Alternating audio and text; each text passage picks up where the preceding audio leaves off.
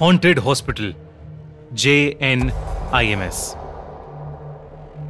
Jawaharlal Nehru institute of medical science hospital Manipur में situated है। बहुत सालों से यह hospital essential medical services public को प्रोवाइड करता आया है, पर इस हॉस्पिटल के बारे में बहुत सी अफवाहें हैं जो अब धीरे धीरे बढ़ती ही जा रही हैं, और इन अफवाहों की माने तो ये जगह हॉन्टेड है। कहा जाता है कि यहां गायनाकोलॉजी डिपार्टमेंट और उसके पास वाले वॉशरूम्स और कॉरिडोर रात के समय में सेफ नहीं है। ऐसी ही एक रात को नर्स अनंता, जिसने JNIMS हॉस्पिटल हाल ही में ज्वाइन करा था, रात को गायनाकोलॉजी डिपार्टमेंट में एक पेशेंट को अटेंड कर रही थी कि तभी अचानक से उसे कॉरिडोर में किसी के रोने की आवाज आई। उसने सोचा कि इतनी रात को कौन रो रहा है, तो वो कॉरिडोर में जाकर चेक करने लगी। उसे कॉरिडोर में भी रोने की आवाज तो आ रही थी, लेकिन उसे कोई दिख नहीं रहा था। उसे ये सब बहुत अजीब लगा, तो वो कॉरिडोर में इस आवाज की ओर बढ़ने लगी। वो कॉरिडोर के एंड तक पहुंच गई, लेकिन पूरे कॉरिडोर में किसी इंसान का कोई नामो निशान नहीं था। अनंता घबराने लगी थी क्योंकि आवाज और तेज होती जा रही थी और वहां कोई भी नहीं था। अनंता डर से वापस पेशेंट रूम में जाने लगी, और जैसे ही वो वापस जाने के लिए मुड़ी, उसको अपने पीछे किसी के होने का एहसास हुआ। उसे लगा जैसे उसके पीछे कोई खड़ा है, लेकिन इससे पहले अनंता कुछ कर पाती, अचानक से उस कॉरिडोर की लाइट्स फ्लिकर होने लगी और उसके अगले ही सेकंड वो फ्लिकर होना बंद हो गई। अनंता को एहसास होने लगा कुछ तो जरूर कुछ अननेचुरल हो रहा है। रोने की आवाज बढ़ती गई, और जैसे ही अनंता ने पीछे मुड़कर देखा तो एक औरत पेशेंट के कपड़ों में वहां जमीन पर दीवार की तरफ मुड़कर बैठी हुई दीवार को रोते रोते स्क्रैच कर रही थी। वो बार बार बस यही बोल रही थी, मेरे साथ गलत हुआ मेरे साथ। ये देखकर अनंता एकदम सुन्न पड़ गई थी, जैसे अनंता की बॉडी ही फ्रीज हो गई हो। अनंता को समझ नहीं आ रहा था कि अचानक से उसके साथ ऐसा क्या हो रहा है, और उसके सामने वो लेडी पेशेंट कौन है और ऐसे क्यों बिहेव कर रही है।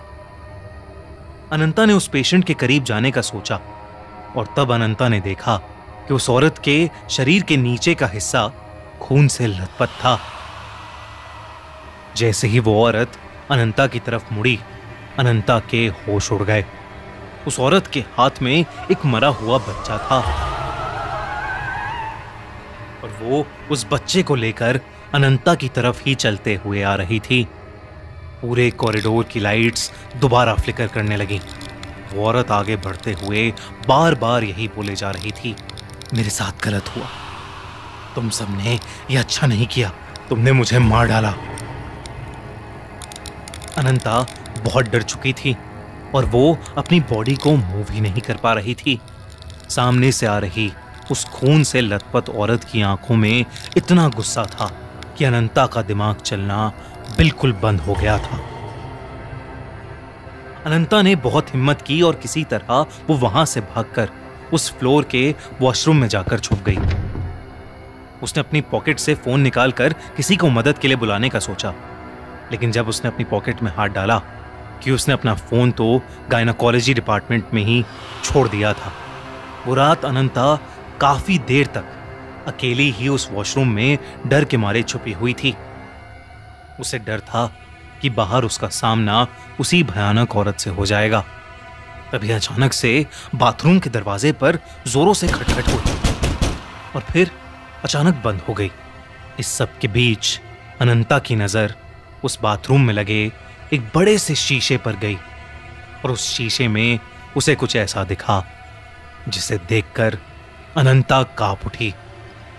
उस मिरर की रिफ्लेक्शन में वही खून से लथपथ औरत अनंता के ठीक पीछे खड़ी थी। अनंता डर के मारे पीछे मुड़ी, लेकिन वहां कोई नहीं था। अनंता को लग रहा था कि वो पागल होती जा रही है।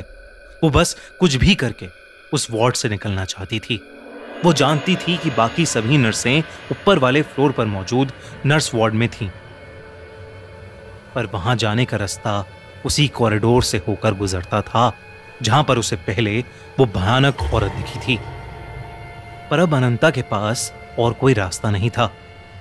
उसने डिसाइड किया कि वो सीधा दौड़ती हुई ऊपर वाले फ्लोर पर चली जाएगी और बिना कुछ सोचे अनंता ने कॉरिडोर की तरफ दौड़ लगाई और भागते हुए उसका पैर किसी चीज से टकराया और वो नीचे गिर गई। जब उसने देखा कि वो किस चीज से टकराई तो उसका पूरा शरीर सफेद पड़ गया। जमीन पर उसी औरत की लाश पड़ी थी जो उसे कुछ देर पहले कॉरिडोर में दिखी थी। उस औरत की बॉडी को देखते ही अनंता को दौरे पड़ने लगे और वो बेहोश हो गई। अगले दिन उसकी आंख खुली तो वो खुद उस हॉस्पिटल में एक पेशेंट थी। उसे ड्रिप लगी थी और कई नर्सेज उसके आसपास बैठी थीं। अनंता ने सभी को अपने साथ हुआ हादसा बताया पर किसी को उसके ऊपर विश्वास नहीं हुआ। सबने उसे कहा कि वो अपनी जॉब के चलते अपनी सेहत का ख्याल नहीं रखती और उसे कुछ दिनों की छुट्टी लेनी चाहिए।